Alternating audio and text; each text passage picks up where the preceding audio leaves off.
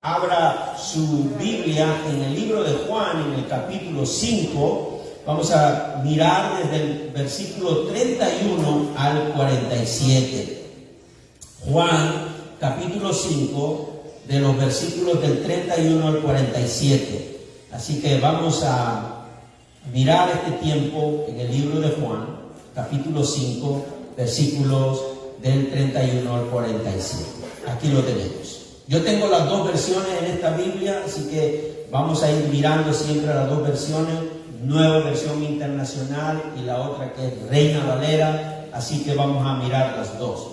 Y quiero decirles primero, antes de leer todo este pasaje, que este es un pasaje que es una continuación, porque si ustedes leen el libro de Juan, desde el capítulo 1, ustedes van a ver que hay una continuación en este capítulo 5, en la cual Jesús presenta respuestas. Jesús está respondiendo ante el cuestionamiento que le están haciendo los judíos. Ahora, ¿son todos los judíos que cuestionaban a Jesús? No. Cuando el libro de Juan habla acerca de los judíos, se refiere exclusivamente a los líderes del judaísmo. Se refiere a los fariseos, a los saduceos, se refiere a los maestros de la ley. Entonces, es ese diálogo que tiene Jesús con los fariseos, pero mayormente esos diálogos no eran diálogos amigables, sino eran diálogos de confrontación. Y aquí Jesús está respondiendo a lo que ellos estaban acusando acerca de Jesús. ¿En qué lo estaban acusando?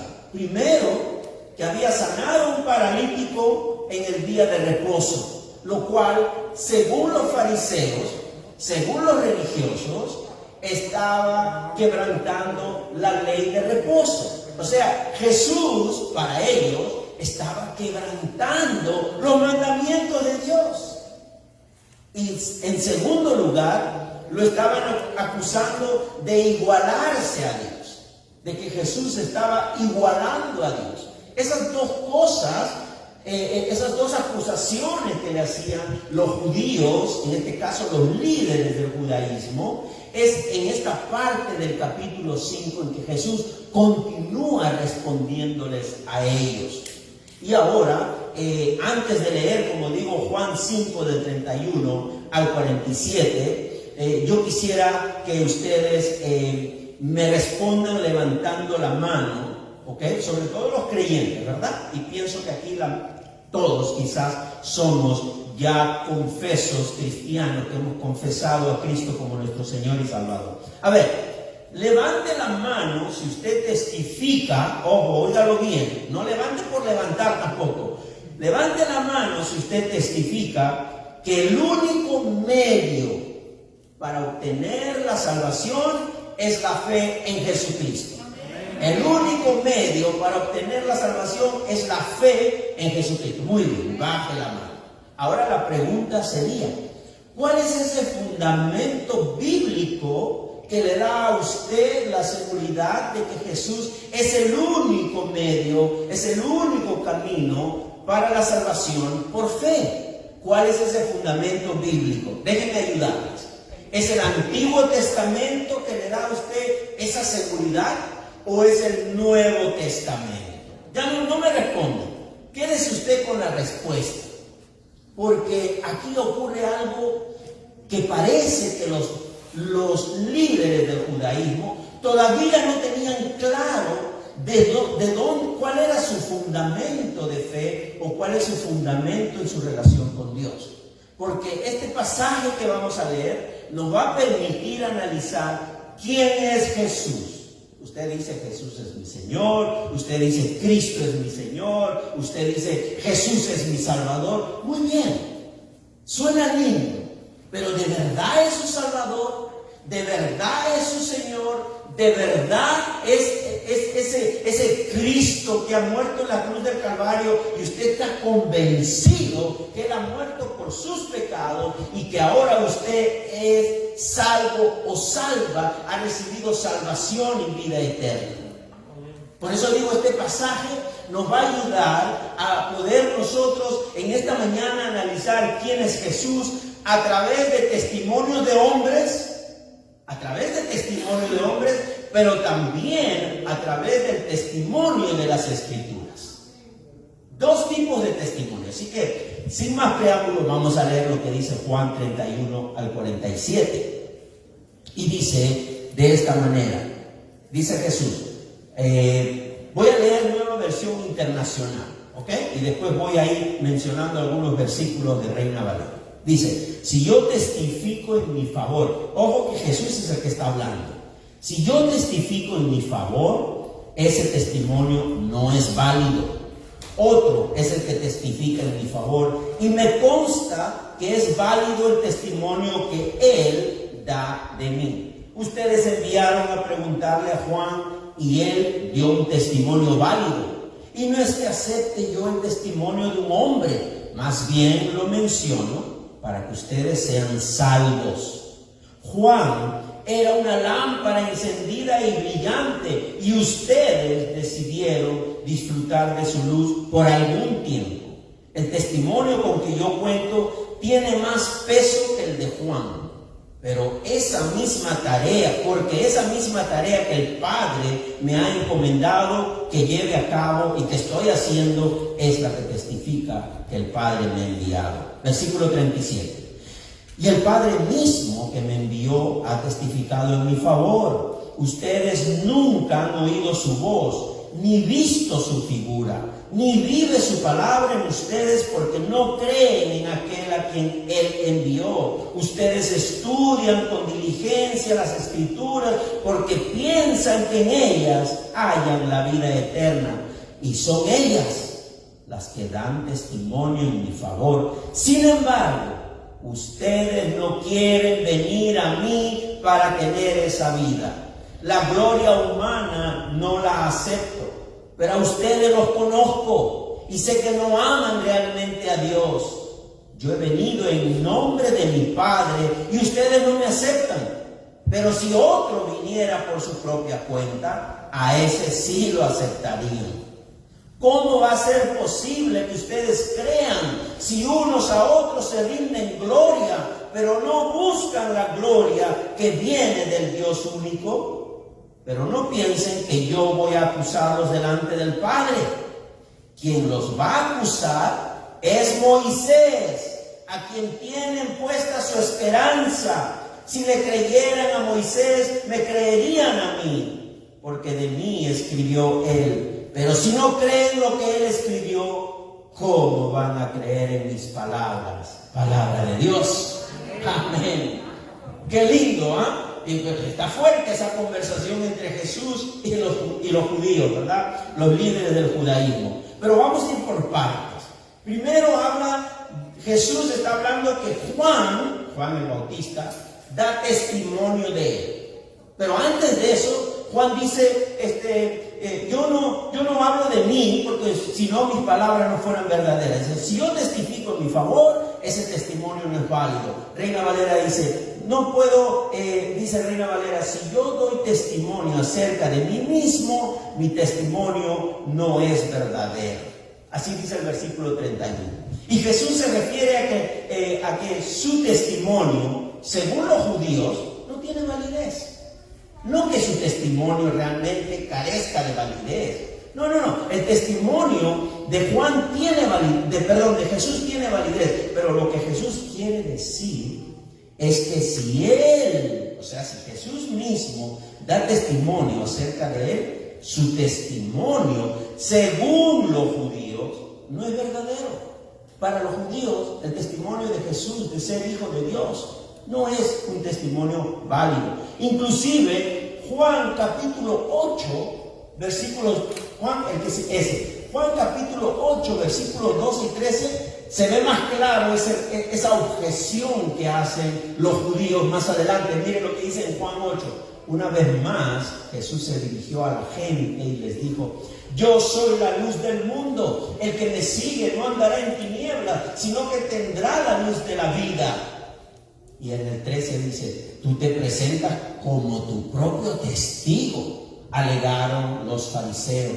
Así que tu testimonio no es válido. ¿Se dan cuenta cómo pensaban los judíos, los religiosos? los líderes del judaísmo, según ellos, el testimonio que da Jesús de sí mismo no tiene validez, no sirve, es inútil. Y ahí podemos ver un ejemplo claro de esa objeción. Pero cuando avanzamos a los versículos del 32 al 35, Jesús nos dice que Juan es el que da testimonio. Y Juan era un hombre. Juan no vino de manera divina como Jesús. Juan era un hombre, por lo tanto era un testimonio de hombre. Y Jesús dice que Juan el Bautista dio testimonio de él. Y nosotros, mis hermanos, si resumimos el testimonio de Juan el Bautista, desde el capítulo 1 hasta el capítulo 3, si nosotros resumimos, porque sería leer muchos versículos, pero en resumen, mire, este es el testimonio de Juan. Yo he tratado de resumirlo, ojalá que no se me haya escapado nada. Juan diría de esta manera, Juan el Bautista: yo, Juan, no soy el Cristo, Jesús. Él es el Cristo y el Cordero de Dios que quita el pecado del mundo. Sobre él, ese es el testimonio de Juan, ¿verdad? Sobre él vi descender y reposar al Espíritu Santo. Él es el esposo, Él es el que vino de lo alto y está sobre todas las cosas. Él habla de las palabras de Dios y es el Hijo de Dios. Ese sería en resumen el testimonio de Juan desde el capítulo 1 hasta el capítulo 3. Era un testimonio de hombres, un testimonio de Juan. Y Jesús no tenía necesidad de que haya un testimonio humano que lo defendiera. Jesús no tenía necesidad para demostrar su deidad de que un hombre lo diga. Por eso que más adelante Jesús dice: yo no recibo testimonio de hombre alguno. Así dice Jesús: yo no recibo testimonio de hombre alguno. Y no es que acepte el testimonio de un hombre. Claramente Jesús está diciendo: yo no necesito el testimonio de un hombre para que me defienda. Él dijo: yo no recibo testimonio de hombre alguno. Después de todo, mis hermanos, el testimonio de Juan sobre Jesús no fue para defender tampoco a su Señor, sino para demostrar su deidad, para que los judíos creyeran en Jesús como el Mesías, para que aplicaran la fe en Jesús, para que puedan ser salvos. Esa era la forma, ese era el propósito del testimonio de Juan. Por eso Jesús dice que Juan es como una lámpara que ardía. Como una lámpara que ardía. Claro, Juan atraía muchas multitudes, a pesar de que Juan era una persona directa y hablaba, digamos así, de manera muy directa a las personas y les decía en su cara: hipócritas, camada de víboras y todo eso. Pero la gente, la multitud lo seguía. La multitud estaba con él siempre y lo seguía. Entonces, aquí estamos viendo claramente que Juan el Bautista, en su función de lámpara, ardía y atraía multitudes. Sin embargo, el pueblo no había querido aceptar el testimonio de Juan acerca de Jesucristo. ¿No nos pasa a nosotros, los cristianos, cuando queremos dar testimonio de Cristo a los no creyentes y ellos no dan por válido nuestro testimonio? Ellos creen que se trata de repente de religiosidad simplemente, o de una fe falsa, o de repente de un fanatismo cristiano. Así también ocurre. Bueno, en los días de Jesús ocurría lo mismo. A Jesús también muchos lo rechazaron, especialmente los líderes del judaísmo, los que tenían el conocimiento, los que tenían las escrituras. Y esa es la mención del testimonio de un hombre, que era Juan el Bautista.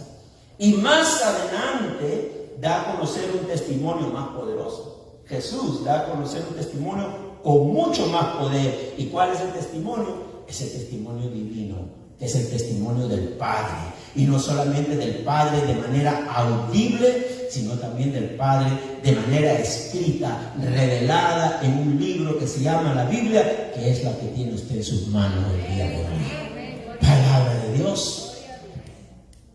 Dios revelando de manera escrita lo que Él quiere que usted y yo oigamos, nos acerquemos y nos relacionemos. Así que vamos ahora, después del testimonio del hombre, Ahora pasemos al testimonio divino, que es la palabra de Dios. Y ciertamente Dios Padre lo envió a Jesucristo, y las obras de Jesús testifican que Él fue enviado como Mesías y Salvador. ¿Qué dicen los versículos del 36 al 38? Ahí lo dice. El testimonio con que yo cuento, dice Jesús, tiene más peso que el de Juan. ¿Se dan cuenta? Tiene más peso que el de Juan.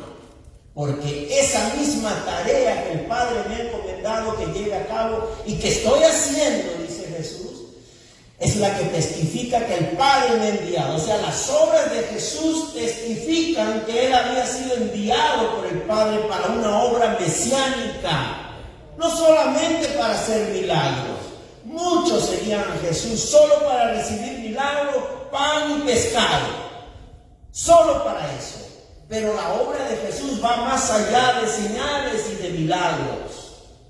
Yo a veces, mis hermanos, debo tener mucho cuidado en lo que digo. ¿Por qué? Porque a veces suena como fatalismo o como pesimismo el decir que todos nos vamos a ir de este mundo tarde o temprano, a diferentes edades. Entonces el propósito mayor de la salvación, de nuestra relación con Dios, no es que nos tenga aquí perpetuamente y que no nos saque de este mundo, sino por el contrario, que haga la obra mesiánica de salvación y vida eterna para nosotros, para habitar con Dios y estar en la presencia del Señor y tener un mundo mejor llamado cielo. Sí, porque todavía se cree que el cielo es las nubecitas que ven allá arriba y que vamos a andar, ¿verdad?, de blanquito con nuestras alitas, algunos hasta desnudos van a andar volando, ¿verdad? Mi hermano, es el cielo de la televisión, que presentan cosas como esa. El mundo va a ser renovado, porque el mundo, este planeta llamado Tierra, le pertenece a Dios. Todo será renovado, viviremos en cuerpos glorificados, dice la palabra. Esa es la verdad de la esperanza que tenemos. Y por lo tanto, las obras de Cristo, los milagros y las señales que hemos visto en capítulos anteriores que Jesús estuvo haciendo, hablan más que el testimonio de Juan el Bautista. Porque esas señales, ¿qué son? Son el sello de la aprobación del Padre y específicamente el testimonio del que el Padre ha enviado a ese Cristo, a ese Mesías, a ese Jesús como el Mesías. Esa es la mayor prueba que puede haber, el mayor testimonio. Y por lo tanto hay un testimonio de un mismo judío que declara y que se llama Nicodemo. ¿Qué dijo Nicodemo? Nadie puede hacer esas señales que tú haces si no está Dios con él. Claramente Nicodemo reconoció que si Dios no estaba con Jesús, era imposible que Él haga todas las señales que estaba haciendo. Por lo tanto, mis hermanos, qué bueno que vamos conociendo quién es Jesús. Y vamos mirando que realmente recordamos, por ejemplo, en el bautismo. ¿Se acuerdan cuando Jesús fue bautizado? ¿Qué ocurrió durante el bautismo de Jesús? Dice que se oyó la voz del Padre desde el cielo. La voz de Dios desde el cielo. ¿Y qué dijo? Tú eres mi Hijo amado, en ti me complazco, o en ti tengo complacencia. Así vemos el testimonio del Padre. Una voz del cielo, hablando que Él está complacido. Él está dando testimonio de que Él es su Hijo y está complacido por Él. Los judíos no reconocieron en Jesús la voz de Dios. Ese es el problema. Los judíos querían otras cosas, querían señales, querían milagros para estar convencidos. No hay mucha diferencia entre los judíos de ayer con las personas de hoy. Muchas personas quieren ver primero un milagro para poder creer. Pero aquí la palabra nos dice claramente que la voz de Dios testifica que Cristo es el Señor. Y al decir que la palabra, cuando Jesús le dice que la palabra no vive en ellos. Interesante, porque Jesús también como que va muy directo con ellos, ¿verdad? Y le dice en uno de esos versículos, le dicen especialmente en el anterior, ponme el anterior. Claramente, no, en el 36, ahí, déjalo ahí. Y el Padre mismo que me envió, dice, en el 37, ustedes nunca han oído su voz, ni visto su figura, ni vive su palabra en ustedes. Eso era un insulto y una ofensa para los judíos, porque ellos tenían el Torá, ellos tenían el Pentateuco, lo que nosotros conocemos como el Antiguo Testamento.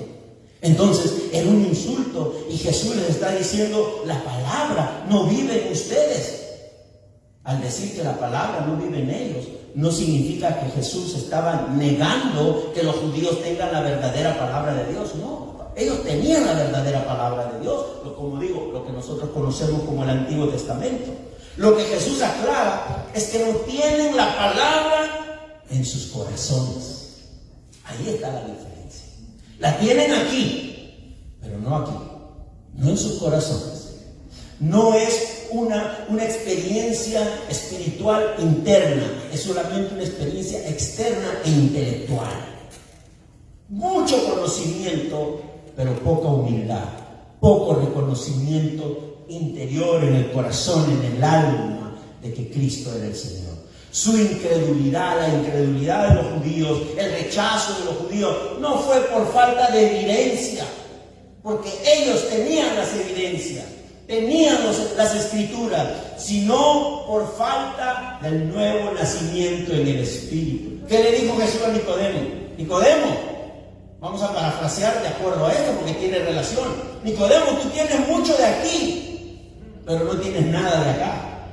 Y para que tengas algo de aquí, tienes que nacer de nuevo, del agua y del Espíritu, le decía a Nicodemo. Y esa era la misma situación que estaban atravesando la mayoría de los judíos, especialmente los que confrontaban a Jesús. Entonces, mis hermanos, la incredulidad, el rechazo no fue por falta de evidencia, fue por falta del nuevo nacimiento en el Espíritu, como dije, tal como Jesús le había dicho a Nicodemo. Y es interesante que en muchos pasajes del Nuevo Testamento, sobre todo cuando Pablo manifiesta esas verdades, explican la razón de la incredulidad. Conozcamos un poquito cuáles son las causas de la incredulidad de las personas. ¿Cuál es la causa de que a veces nosotros, aún siendo cristianos, todavía nos falta creer en Jesús? Depositar, como dice mi hermano Carlos, Jesús, ¿verdad? Es todo, Él es todo, ya no necesitamos más, pero estamos buscando otros medios para asegurarnos que estamos en el camino correcto. Vamos a mirar qué dice 2 de Corintios como evidencia o como la causa de la incredulidad. ¿Qué dice Corintios 4:4? Dice, el Dios de este mundo, ojo que Dios está con minúscula. Ojo que Dios está con minúscula, o sea que no es el Dios verdadero. Dice, el Dios de este mundo ha cegado la mente de estos incrédulos para que no vean la luz del glorioso evangelio de Cristo, el cual es la imagen de Dios. ¿Qué está pasando aquí? El Dios, que en este caso, sin equivocarnos, se trata de Satanás. Se trata del diablo que tiene cegados a todos los incrédulos que podamos encontrarnos en el camino. Ore para que el Espíritu toque esa vida, porque están ciegos. Mi hermano, converse con un ciego para que usted vea cómo vive un ciego. Pues así están los no creyentes, los incrédulos. Son ciegos, pero usted los ve de otra manera. Es más, hasta los quiere botar de su casa. Porque usted los ve como que no están ciegos, sino que entienden, sino que no quieren, que rechazan, pero están ciegos. El Dios de este mundo los ha cegado. Están ciegos. ¿Qué dice otro pasaje de Corintios? Sigue hablando Pablo en Corintios. Dice, sin embargo, la mente de ellos se embotó. La mente se embotó, de modo que hasta el día de hoy tienen puesto el mismo velo a leer el antiguo pacto. ¡Wow!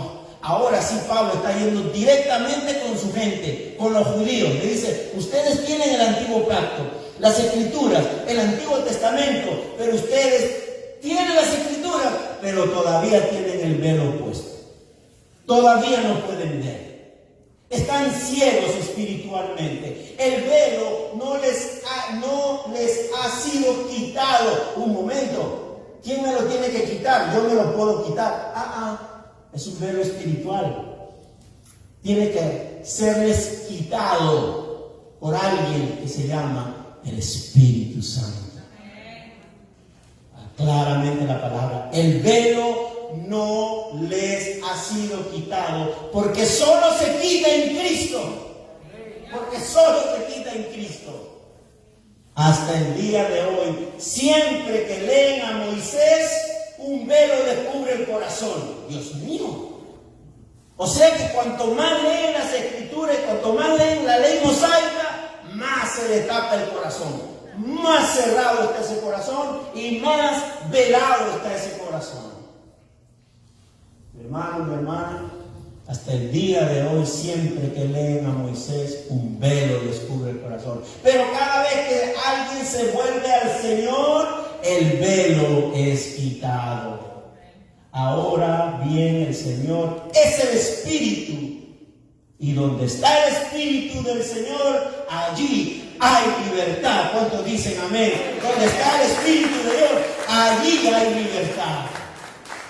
Necesitamos el Espíritu de Dios para experimentar esa libertad, de poder ver, de poder creer, de poder aceptar. Mi hermano, mi hermana, ese era el asunto en ese momento. Por eso, esas son las respuestas de Jesús a los fariseos. Solo el Espíritu Santo puede quitarles el velo y traerlos a la fe de salvación. ¿Cuál es la prueba de la fe cristiana? Si alguien te pregunta, ¿cómo me pruebas tu fe cristiana? ¿Cuáles serían las pruebas que usted le daría?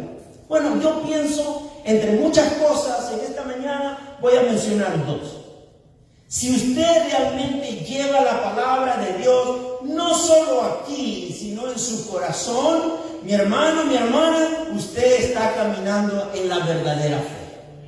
Si usted pone la palabra de Dios en toda su vida, no solamente aquí, porque hay que tenerla aquí, lógico que sí, es necesario tener conocimiento, pero lo más importante es tenerla aquí, llevarla en el corazón y poner, como segundo lugar, poner toda la confianza únicamente en aquel a quien el Padre ha enviado, Jesucristo el Señor. Jesucristo el Señor. El testimonio del Padre acerca de Jesús no solamente fue audible, no solamente oyeron la voz de Dios, Juan oyó la voz de Dios, sino que es un testimonio del Padre, del Dios Padre, es un testimonio perpetuo, de forma, como dije hace un momento, de forma escrita. Aquí está la revelación del Padre. Yo no entiendo por qué algunos creyentes todavía están esperando nueva revelación, cuando aquí ya está todo revelado. No hay nueva revelación. Ahora, ¿sabe cuándo es nueva? Una revelación que está escrita aquí, pero que usted nunca lo leyó. Y por primera vez lo lee, y por eso es nueva. Pero ya la revelación de Dios ya está dada. No hay nueva revelación. Génesis y Apocalipsis es todo lo que el Padre nos ha revelado. Y suficiente para nuestra salvación y nuestra vida cristiana. Mi hermano, mi hermana, el testimonio del Padre acerca de Jesús no solamente es audible, sino está aquí, revelada en su palabra. Y ahora vamos a entrar en eso. Porque es las Escrituras, la palabra de Dios, quien testifica acerca de Jesús. ¿Usted quiere conocer a Jesús? Aquí está la revelación de Jesús. Mi hermano, mi hermana, versículos del 39 al 47. Mire lo que dice. Ustedes estudian con diligencia las Escrituras porque piensan que en ellas hayan vida eterna. Y son ellas, las Escrituras, las que dan testimonio en mi favor, dice Jesús. Ustedes están estudiando las Escrituras porque piensan que van a encontrar vida eterna, pero no saben que ellas, las Escrituras, están hablando de mí, dice Jesús. Hablan de mí. Y sigue diciendo la palabra. Sin embargo, ustedes no quieren venir a mí para tener esa vida. La gloria humana no la acepto, pero ustedes los conozco, sé que no aman realmente a Dios. Yo he venido en nombre de mi Padre y ustedes no me aceptan. Pero si otro viniera por su propia cuenta, a ese sí lo aceptarían. ¿Cómo va a ser posible que ustedes crean si unos a otros se rinden gloria, pero no buscan la gloria que viene del Dios único? Pero no piensen que yo voy a acusarlos delante del Padre. Yo no los voy a acusar delante del Padre, dice Jesús. Quien los va a acusar es Moisés, a quien ustedes todo el tiempo acuden y todo el tiempo se defienden con Moisés, ¿verdad? Él los va a acusar, porque en quien tienen puesta su esperanza, que es Moisés. Si le creyeran a Moisés, me creerían a mí. Qué simple hablaba Jesús, ¿verdad? Si le creen a Moisés, me creerían a mí, dice Jesús. Porque de mí escribió él, pero si no creen si no creen en lo que él escribió, ¿cómo van a creer mis palabras? Dice Jesús. Un momento, ¿Moisés escribió de Jesús? No, a mí me enseñaron que en el Nuevo Testamento Jesús aparece cuando nace de María. Pero Juan dice desde el capítulo 1 que Jesús ya existía. Jesús era el verbo estaba con Dios y Jesús era Dios. Un momento, o sea que Jesús ya existía. No es que Jesús viene a existir cuando nace de María, viene a encarnarse en hombre, que es diferente. Pero Cristo ya era. Cristo estuvo desde antes de la fundación del mundo. Bueno, mis hermanos, Jesús no niega que los judíos tienen las escrituras. Jesús no está negando eso. Ellos tenían el Torá, ¿verdad? Tenían el Pentateuco, que son los 5 primeros libros de la Biblia. Ellos tenían muchos escritos, la ley de Moisés y muchas otras cosas más. Y ellos lo escudriñaban, y de verdad lo escudriñaban. Y lo siguen escudriñando hasta el día de hoy. Ustedes saben que hay territorios en Israel donde viven los judíos ortodoxos, donde ellos viven sostenidos por el gobierno de Israel porque se les paga solo para estudiar. Y no para estudiar matemáticas, ni biología, ni otras materias. Solo estudiar las escrituras, el Pentateuco, el Torá. Solo para eso. Y ellos viven solventados por el gobierno solo para estudiar las escrituras. Los judíos ortodoxos. Y aquí ocurre lo mismo. Jesús no niega que ellos tienen las escrituras. Jesús no niega que ellos estudian. Y por eso mismo habla de escudriñar las escrituras. Importante enfatizar que el judaísmo usa y valora únicamente el Antiguo Testamento. Si usted le muestra el Nuevo Testamento, prepárese para una discusión con ellos. Porque ellos no aceptan el Nuevo Testamento. Desde Mateo hasta Apocalipsis, ese no es el libro de ellos. Solamente para ellos es el Antiguo Testamento. Y ahora está ocurriendo lo mismo. Bueno, en el tiempo de Jesús todavía no existía el Nuevo Testamento. Pero el Nuevo Testamento era Jesús y en él no creían. Lo tienen en sus manos, lo tenían en sus mentes. Inclusive inculcan a sus niños pequeñitos desde pequeños a memorizar las leyes del libro de Deuteronomio. Desde pequeños están memorizando todas esas leyes del libro de Deuteronomio. Porque escudriñan y estudian y estudian y estudian. Y según Jesús, el Antiguo Testamento está en la mente de ellos, pero no en sus corazones. Estudian, pero no ven. Leen, pero no entienden. Interesante, ¿verdad? Mi hermano, miremos el versículo 39. Dice el 39. Ustedes estudian con diligencia las Escrituras porque piensan que en ellas hallan la vida eterna y son ellas las que dan testimonio en mi favor, dice Jesús. Son ellas las que dan testimonio en mi favor. Estudian, escudriñan porque piensan que van a hallar vida eterna, pero no hallan al Cristo. Encuentran todo menos al Cristo, menos a Jesús, que es el único medio. Usted levantó la mano, está grabado por si acaso. Es el único medio para obtener la salvación por fe. Jesucristo, no hay otro medio más. Mi hermano, ellos estudian, pero no hallan a Jesucristo en sus escrituras. Hermano, aunque tienen los libros de Moisés, lo escudriñan, ponen toda su esperanza, dicen ellos. Jesús le dice que esos mismos libros van a testificar contra ellos. Esos mismos libros que están estudiando testificando, van a testificar contra ellos, porque no ven, porque no entienden que es un escrito, anuncian al que habla con ellos. El Antiguo Testamento también es la revelación de Dios y también es el medio de gracia. ¿Quién dijo que la gracia solo se ve en el Nuevo Testamento? La gracia también se ve en el Antiguo Testamento. ¿Y sabe qué? Los judíos no son capaces de aceptar los textos del Nuevo Testamento y tampoco son capaces de aceptar que el Antiguo Testamento apunta a Jesús, habla de Jesús, señala a Jesús, anuncia a Jesús, aquel que habla con ellos como el único objeto de ese medio de gracia para salvación de su pueblo. Den un aplauso al Señor. Yo espero, veo muy quietecitos. Por eso hice la pregunta al principio. ¿Cuál es tu fundamento cuando dices que Cristo es el único medio? ¿El Antiguo Testamento o el Nuevo? En esta iglesia estamos aprendiendo que todas las escrituras hablan de Cristo. Toda la escritura. Desde Génesis. Poco a poco lo vamos a ir poniendo. Desde Génesis. Pero pastor, ¿cómo de Génesis? Génesis no habla nada de Cristo. Bueno, yo no, pero la Biblia menciona, anuncia a Cristo desde Génesis hasta Apocalipsis. Mi hermano, verso 40.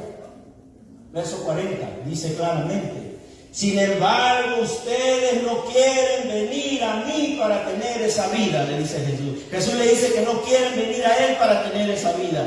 Estaban ciegos y detrás de esa ceguera está un corazón rebelde por la cual rechazaban al Hijo de Dios y lo acusaban inclusive de violar la ley del sábado y de igualarse a Dios. ¿Se dan cuenta en todas las barbaridades que entraron los judíos? O sea, porque no veían a Jesucristo en el Antiguo Testamento, entraron en la barbaridad de acusarlo de violar el sábado y de igualarse a Dios, porque no veían a Cristo. ¿Qué les pasaba? No podían ver a Cristo en el Antiguo Testamento, en el Torá, en el Pentateuco que ellos usaban. Quizás los judíos pensaban que Jesús estaba disgustado, por eso les hablaba así. Porque como ellos no lo alabaron cuando el paralítico sanó, ¿se acuerdan el paralítico que esperaba el agua del estanque, que venga el ángel para que agitara el agua y que alguien lo tire al agua?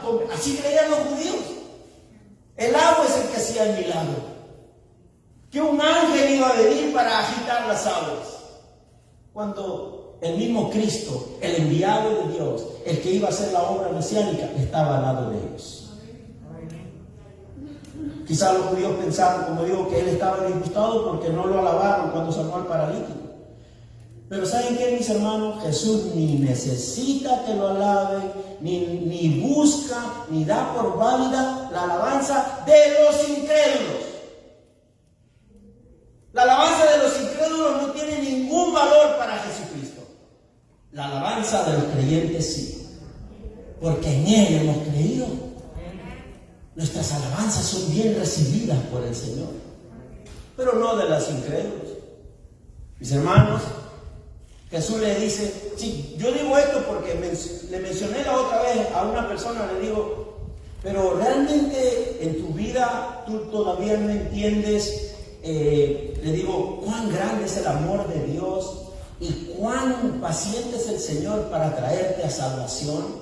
Solamente aceptar que eres un pecador y que reconozcas a Cristo como tu Señor y Salvador. ¿Sabes lo que me dijo? Pero yo no necesito nada de eso, porque yo estoy bien con el flaco. Hasta le digo flaco. ¿Se dan cuenta? ¿No? Yo sé que el sticker que viene atrás dice, mi Dios está pasado, ¿verdad? Yo sé que está bonito, pero yo le voy a decir, ¿está pasado? El otro dice, el flaco. Es el Cristo, el Hijo de Dios. El único camino para la salvación y vida eterna. Yo sé que en esa confianza le hablamos, mi Diosito, mi Señor. Pero cuidado con pasar la línea, ¿verdad? Cuidado con pasar la línea. ¿En qué sentido? De dejar de reconocer quiénes somos. Porque ya sabemos quién es Él. pero muchas veces no reconocemos quiénes somos. Somos pecadores, creyentes sí, somos pecadores redimidos delante del Señor, ¿no? Él quiere que vengamos a Él, pero hay que tener esa reverencia al Señor. Mi hermano, mi hermana, si ellos amaran en verdad a Dios, habrían aceptado el testimonio del Padre acerca del Hijo. Jesús les dice, si otro viene en su propio nombre, a ese sí lo reciben. Es increíble, ¿es verdad? ¿Usted ha leído el libro de Hechos? Venían muchos en nombre de que son profetas, que son apóstoles, y que son esto y que son el otro, y toda la gente se les iba, y toda la gente los seguía por aquí y por allá. Pongamos Hechos 5, 36, 37, porque eso es lo que está reclamando Jesús. Hace algún tiempo surgió Teudas era uno de ellos.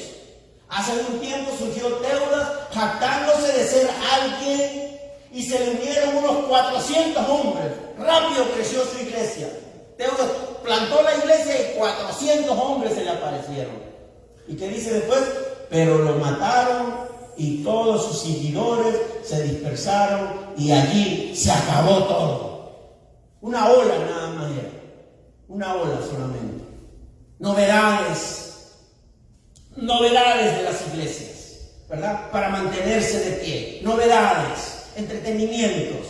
Pero una vez que se fue el pastor, se peleó con el que toca la batería o con el que toca la guitarra y se deshizo todo. Novedades solamente, ¿verdad? Y le dice más adelante, después de él surgió Judas el Galileo en los días del censo y logró que la gente lo siguiera.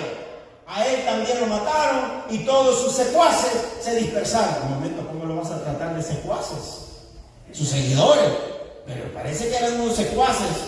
Hasta el mismo Judas el Galileo era el secuaz mayor. Todos se van esparciendo y Jesús lo está diciendo claramente. Cuando viene otro que se da la gloria a sí mismo, a ese sí le creen. A ese sí, vienen todos en manada.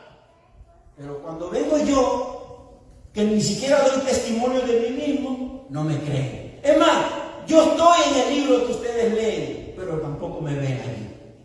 Qué interesante.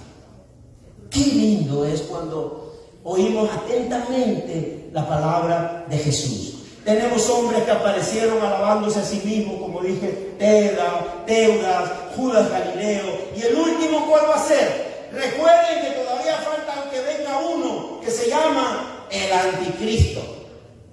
Y cuidado con ir a seguirlo como loco por aquí, vamos a seguirlo. Ese predica mejor que el pastor Palacio, vamos allá. Y no es que yo predico bien, sino que me refiero que siempre buscamos una excusa para seguir las novedades, ¿no? Para seguir las novedades. Hermano, mi hermana, falta que venga el anticristo y mucho cuidado que dice que hasta confundirá a los creyentes. Por eso es necesario que nos fortalezcamos, que comamos comida sólida, que comamos la comida que nos edifica y que nos alumbra el camino correcto. Mi hermano, mi hermana, todos estos representan en su propio nombre y la gente los alaba, los exalta, los endiosa y le entrega todo. ¿Qué dice Pablo en Romanos capítulo 2, versículo 29? El verdadero judío, le dice Pablo a su propia gente, le dice, ¿saben quién es el verdadero judío? Es el que lo hace todo de manera interior, lo es interiormente. Y la circuncisión es no del prepucio, sino del corazón, la que realiza no las manos de hombre, sino la que realiza ¿quién? El Espíritu. No el mandamiento escrito, sino el mandamiento que viene a la luz por obra del Espíritu para hacernos ver. Al que es judío, así lo alaba Dios y no la gente. No la gente. Tenemos, como dije mis hermanos, todavía falta uno llamado el anticristo. Así que tengamos mucho cuidado. Porque Pablo en este caso le recuerda a sus lectores que un verdadero judío es aquel cuya alabanza no es de los hombres, sino de Dios. Es la alabanza de Dios. Podemos decir que no existirían falsos profetas. ¿Sabe qué? No existirían en este mundo falsos profetas. No existirían en este mundo falsos apóstoles si no existieran falsos creyentes. ¿Quién los va a seguir? Si hay verdaderos creyentes, ¿quién va a seguir a un falso profeta? Si hay verdaderos creyentes, ¿quién va a seguir a un falso apóstol? Bueno, hay falsos apóstoles y falsos profetas porque hay falsos creyentes. O yo diría, le cambiaría, creyentes débiles, que todavía no están bien cimentados y alimentados por la palabra. Pero si Cristo es el único camino, ¿por qué necesitamos novedades en la iglesia? Mi hermano, mi hermana, ¿qué dice el versículo 45 a 47? Ya estamos terminando, antes que venga la lluvia. Mire, pero no piensen, dice Jesús, no piensen que voy a acusarlos delante del Padre. Quien los va a acusar es Moisés, a quien tienen puesta su esperanza. Si le creyeran a Moisés, me creerían a mí, porque de mí escribió él. Pero si no creen lo que él escribió, ¿cómo van a creer en mis palabras? ¿Cómo va a ser posible que crean en mí? Mi hermano, mi hermana, Jesús no vino a cambiar el Antiguo Testamento, porque Jesús también era judío. Jesús también asistía a las sinagogas. Jesús también leía el Torá. Jesús también leía el Pentateuco. Jesús también celebraba las fiestas que celebraba el pueblo de Dios. Entonces Jesús en ningún momento vino a cambiar el Antiguo Testamento, sino más bien lo que ha hecho Jesús es interpretar el Antiguo y vivirlo según el plan de Dios. No según las normas y las reglas legalistas que se crearon los judíos. ¿Se acuerdan lo que nos contó el hermano Carlos? Que el día de sábado, el día de reposo, como decir el día de hoy, vamos a decir así porque hoy celebramos a Cristo, ¿verdad? Hoy es el día del Señor. Las mujeres no podían verse en el espejo porque si se veían una cana, le daba ganas de arrancársela, ¿verdad? Y entonces eso se consideraba violar el sábado, el día sagrado. Porque eso se consideraba hacer un trabajo, sacarse una cana de la cabeza. Era prohibido también hacer eso. Qué interesante. Si yo hago eso me quedo calvo.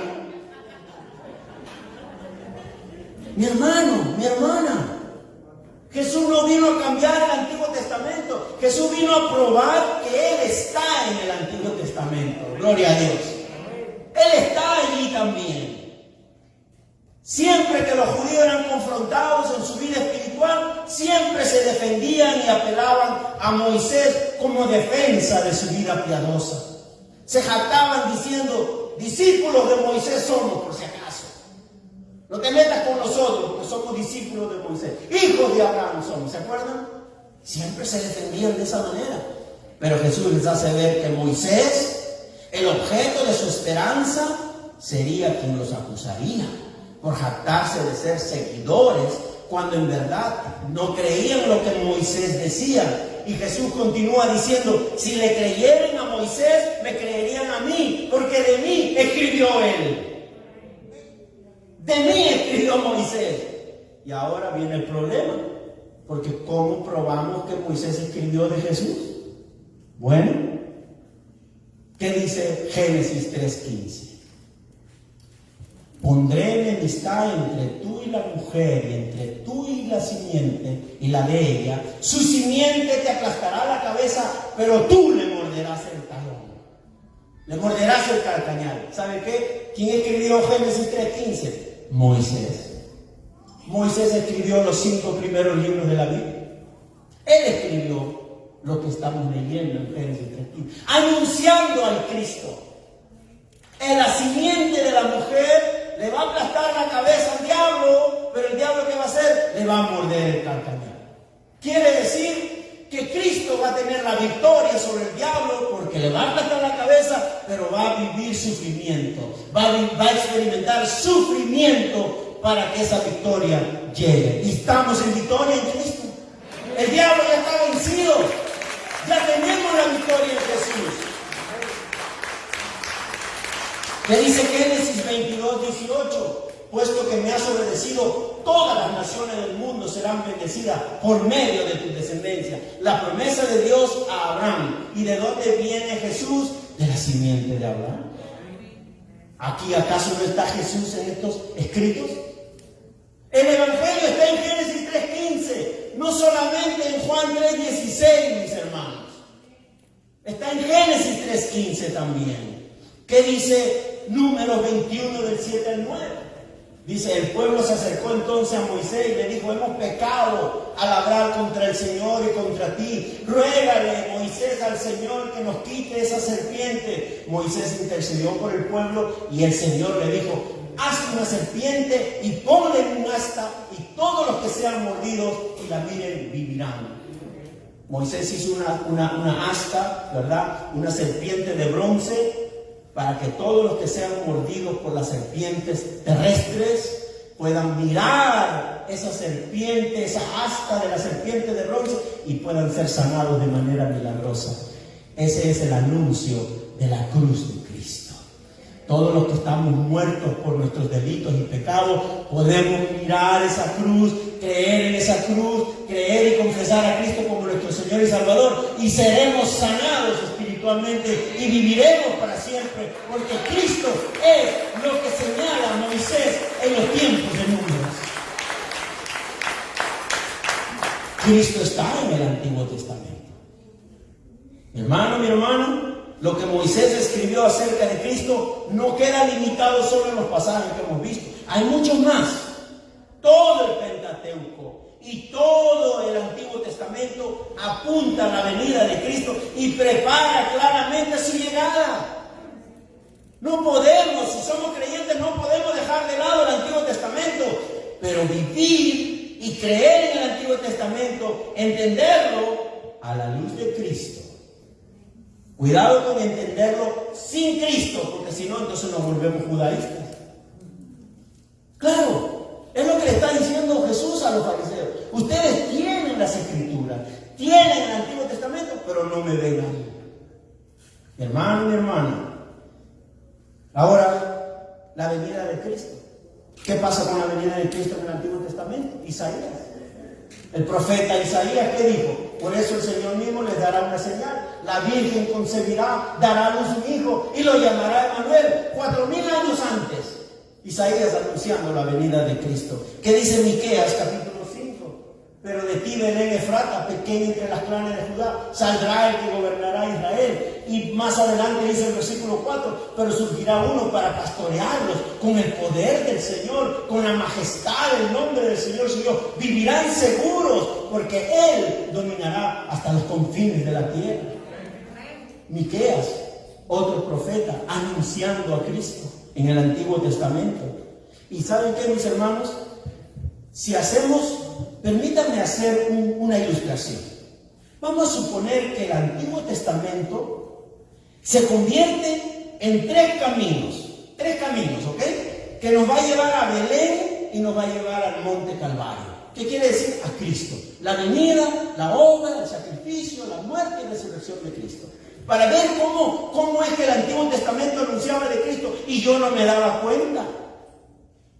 Mire, mi hermano, uno de esos caminos sería el camino histórico. Si usted lee el Antiguo Testamento como historia, como una historia de la revelación del plan de Dios para salvación del pecador en fe en Jesucristo, usted va a encontrar un camino histórico, un camino tipológico y un camino profético. Tres caminos que van a converger. O sea, va a ser como un giro, ¿verdad? Se va a convertir en una sola vía para Cristo.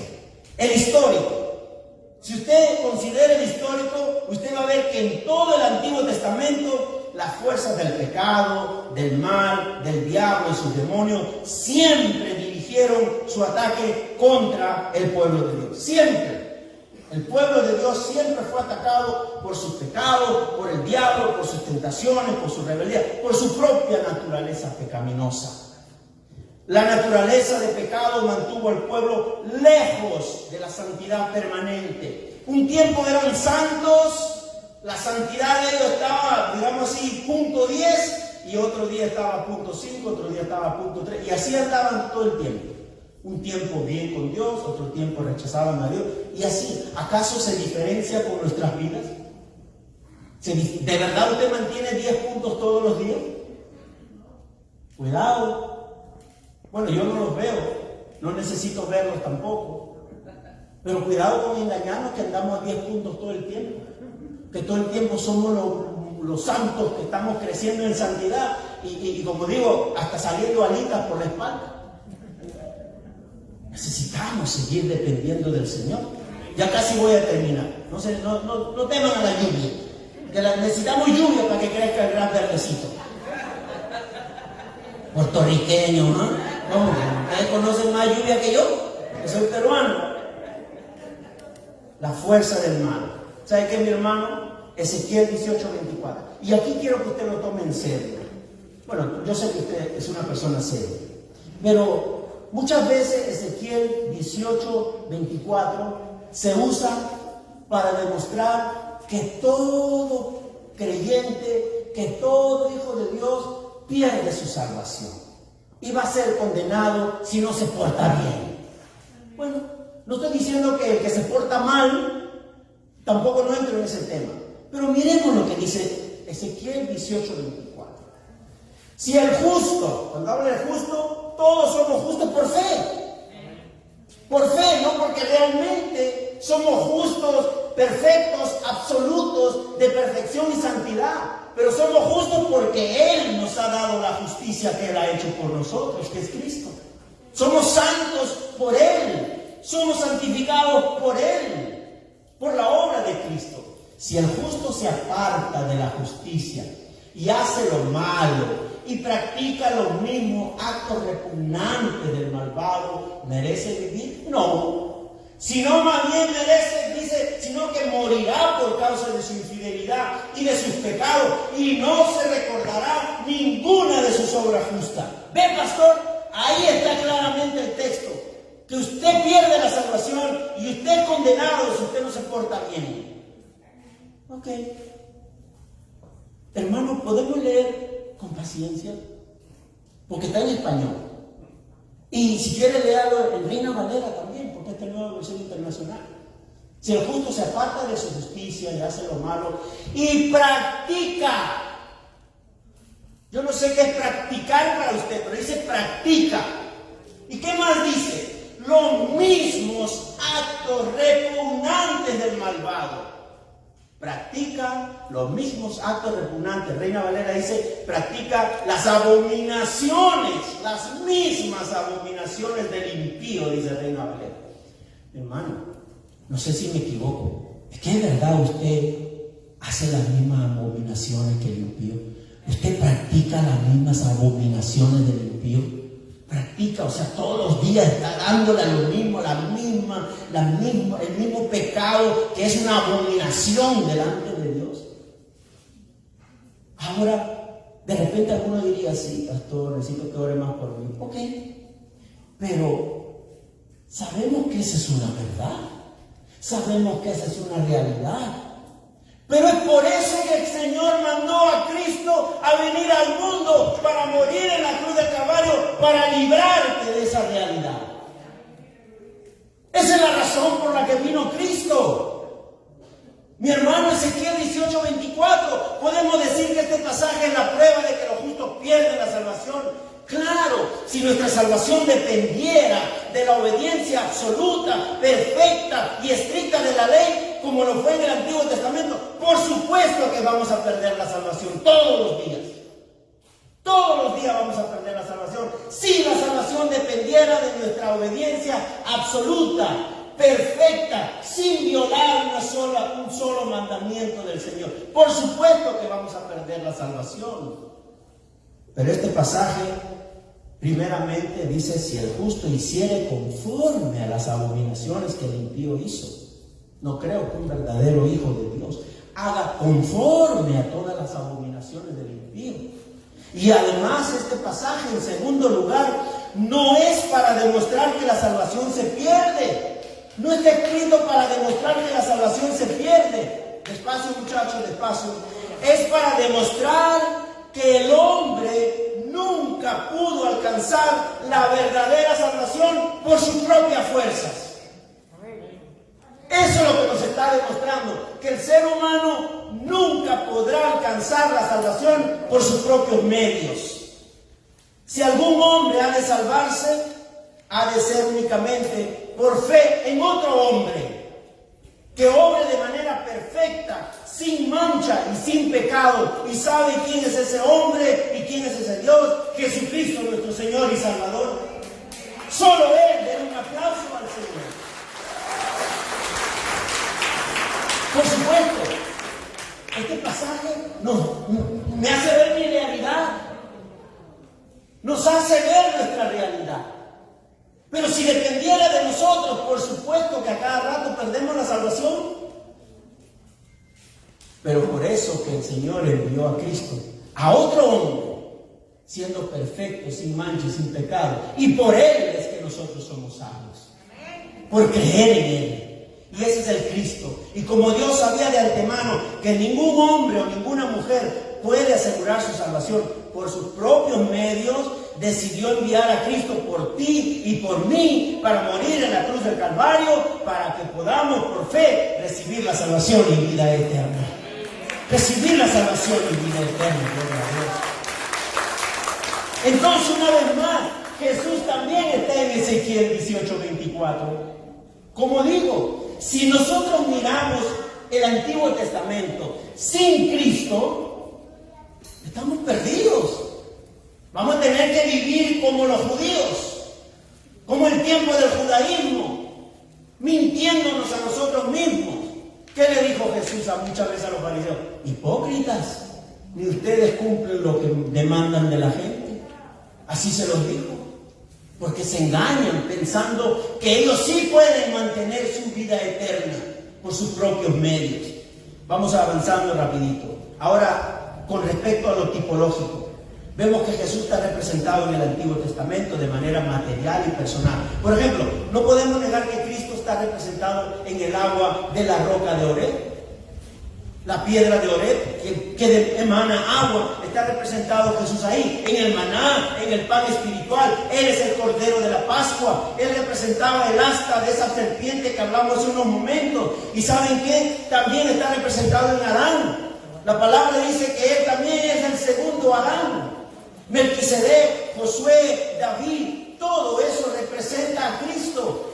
Entonces no podemos negar que Cristo está en el Antiguo Testamento. Y ya quiero terminar con esto.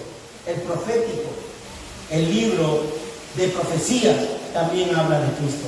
Mi hermano, solo en Cristo hallamos salvación y vida eterna. Solo Cristo es el Señor. Y el día de hoy usted tiene que ver que el Antiguo Testamento también presenta a Cristo. Así que vamos a orar, mis hermanos.